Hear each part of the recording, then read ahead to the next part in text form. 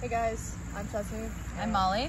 Not gonna believe us that there's actually two guys involved in this whole situation. They actually work for a living. Yes, and we're gonna be talking today about the 3 biggest lessons we learned about backpacking on our first backpacking trip.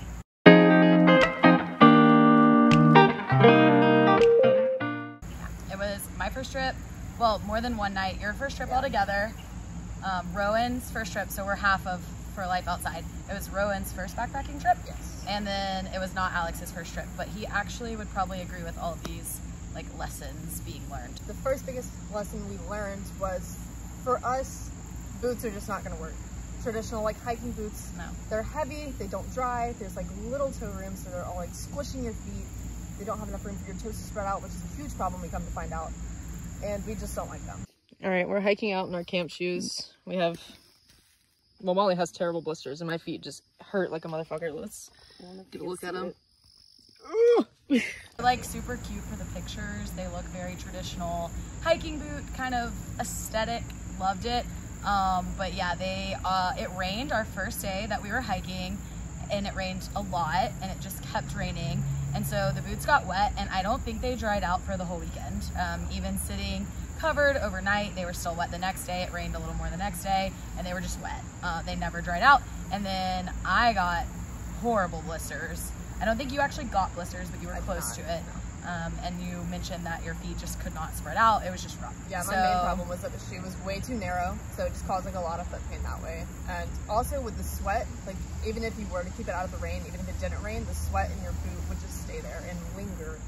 Yeah, and just be wet. They were terrible. Not for us. We actually met a podiatrist on trail, and he told us that most people don't do boots anymore. Well, people who complain of foot pain don't do boots anymore, they do trail runners. So I actually already owned a pair of trail runners, and I was very sad they weren't with me on that trip, but now that's what I've been wearing. And Chesney got a pair, Rowan got a pair, Alex will get a pair one day. He's got to research it or something, so he'll eventually get some, and then he'll join us because he likes boots. He works in boots every day, but he did agree that on the trail they were starting to get a little cumbersome, and he thought that trail runners might be so. Trail runners are just so much lighter too. Oh, they're so not light. Lugging stuff. You feel like there's nothing on your feet. It's fantastic. Specifically, we all bought Ultras, and so they have the really wide toe box, which is fantastic. Our toes actually have room to spread out.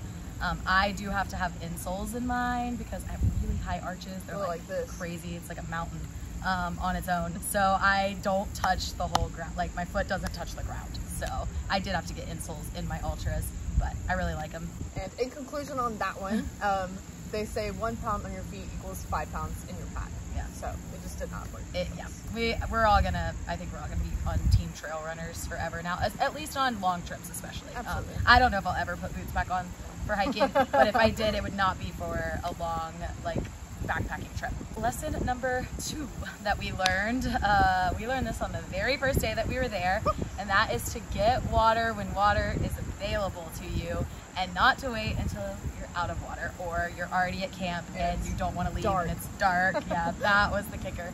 So the first day night that we went there, we didn't even start hiking until 3 o'clock. 3:30. And we got to our first shelter kind of painlessly, even though it was raining and everything, but we were still super excited. And so we got there, we were still just using the water that we had brought with us, and everything seemed fine. Dun, dun, dun. You need a lot of water when you're hiking. Then we decided to go on to the next shelter because we thought that first little bit was way too easy. So we thought, no problem, we'll go on to the next one. Yeah. It rained, it got dark, our feet hurt because of number 1. And that was just on the first day, and our feet were already killing us. Bonus lesson we learned is that mountain miles are different from town miles or the region that we live in. It's just very different. So all of that, we were just upset.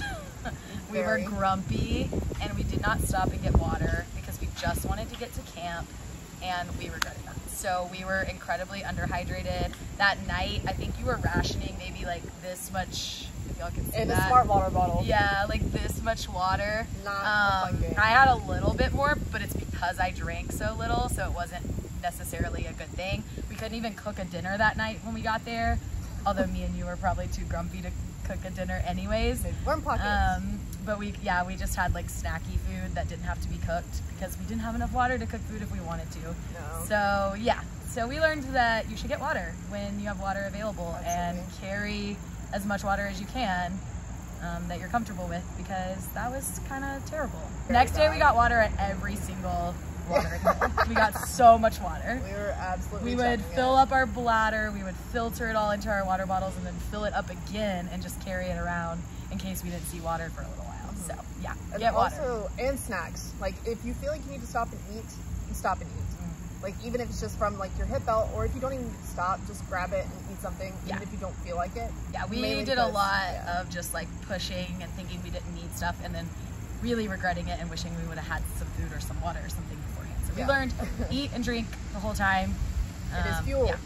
Yeah. Our third biggest lesson that we learned throughout this trip is that hiking is very, very mental, if not the same as like the physical aspect of it. So hiking is 50% mental, 50% physical. Obviously it's very strenuous on your body, but it's also very strenuous on your mind. If you just have the wrong mindset, what? I said definitely. Just agreeing with you. I thought I cut you off. No.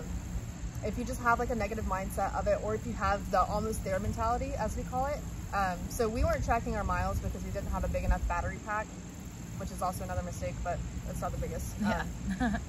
To charge our phone. So we were using All Trails or something, we couldn't use it for that long because it just drained the battery. So we had no idea where we were on trail. We used the trail markers, which were every gazillion miles. Yeah. Like they're not they weren't very helpful frequent. enough. No.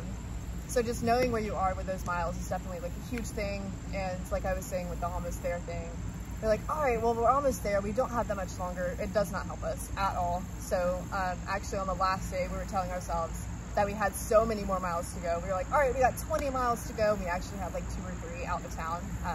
So that was just very helpful for us in that sense. Using that positive mindset, it kind of sounds silly, but that was more positive for us, is to act like we had so far to go and we were doing so great, but we still had, you know, a million miles to go. And then we were there before we knew it, and it was great, and it worked out. And it just put us in a better mood. But if you're not keeping a close eye on like tracking your miles, that whole almost there thing just made us mad.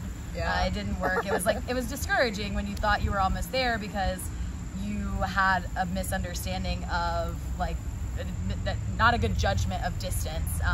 And so then you thought you were almost there and then you weren't, and it was just frustrating. It sucked. Yeah, so we changed our attitude the last day and thought of different ways to deal with it, like the whole 20 miles thing, and it was a lot better, and we just had better mentality, better attitude, and it was a lot more fun that day hiking. Sure. Also, we knew we were getting to the car and to a shower, so that helped. But car, shower, and hot food. Yeah, so always need something to look forward to every day. That's very true. Just to kind of sum it up, you need to listen to your body. Heavy ass boots don't work. Get some water and food, and then also just try and play that mental game with yourself, whether you're an almost there person or we have a gazillion miles to go. Like, yeah, whatever works for you, but you got to play some kind of mental game when you're doing that. So, and we will take this onto all of our future trips, and it will also be in a future blog. Yeah, that we're working on. So stay tuned for that. It'll be very exciting. That way you don't actually have to listen to us blab on. If you don't like that, it'll just be in writing form. Read it. There you go. Yeah. So I think that's all we have for you guys today. Yeah. Thank you guys for watching. Subscribe, like, comment, do whatever you like, honestly. All that. So go outside. Yeah. Thank you. See ya. So, I literally could have had these on my face the whole time and I wouldn't be going like this. Yeah. Well, something we did not do, actually. So good. Yeah, but it's serving. It's good. Okay, I wasn't actually trying to get that, but it just happened. All right.